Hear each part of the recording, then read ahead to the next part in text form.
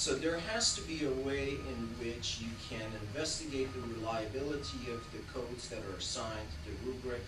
Generally, the method of trying to improve reliability is through consensus or through multiple raters. Any one individual rater is giving, excuse me, Jesus, criticize people for that. Okay, so if you have just one or two raters, you may have problems. How do you do reliability? There's a number of ways.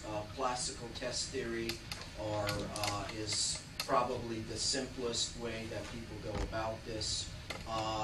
What probably would be more appropriate is something more complicated, which would be generalizability theory.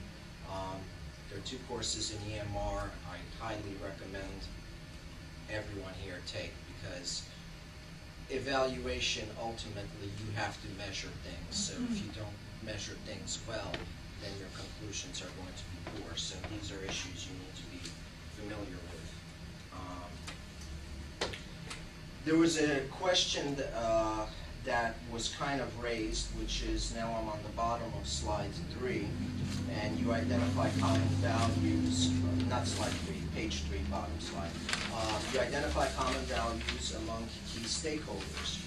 Okay, what do you do if those values conflict? For example, cost versus proper medical care. You know, proper medical care sometimes is costly, so you have a conflict of values. How do you deal with that in your weighted composite? You know, how do you determine how much weight one thing has versus another? So not only do you have to establish the validity of the value structure, the reliability of reaching performances of those value structures, you also have to establish the validity and the